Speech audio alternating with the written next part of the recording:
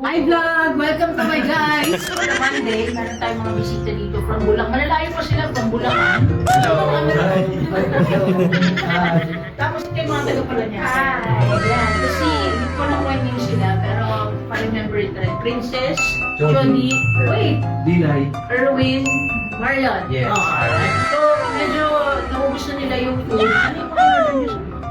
Pizza, and then palabo, and then this one is puto bumbong and siomay. Diba?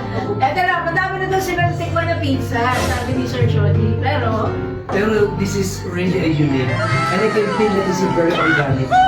oh, Yeah. Even this one, puto bumbong. siya lang may disclaimer na It is really a model of the real puto bumbong, the food of everybody. But if once you eat this, definitely you can feel good and great. Oh, tapos sabi pa na siya, sobrang tamis daw.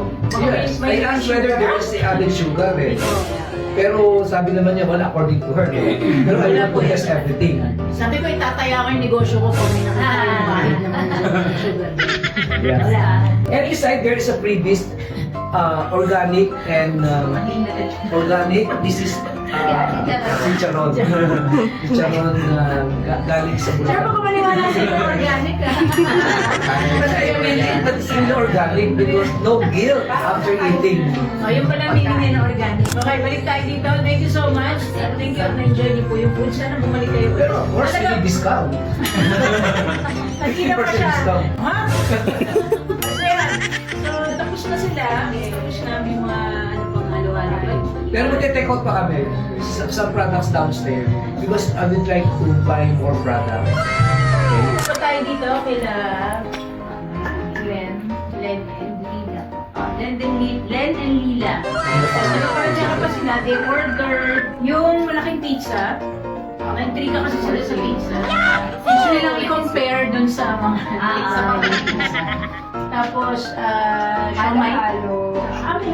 Oo. Kasi na nga lang eh. Kasi na lang eh.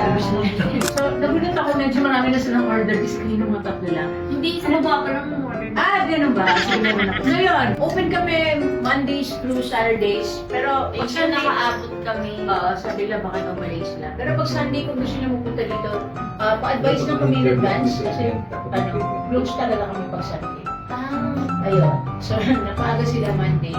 Yun, thank you po. Hintayin nila yung orders nila. Medyo matagal ang waiting time, but they're willing to wait. Okay, so guys, yung good local food, alam nyo na, dito lang yan sa tindahan. See you!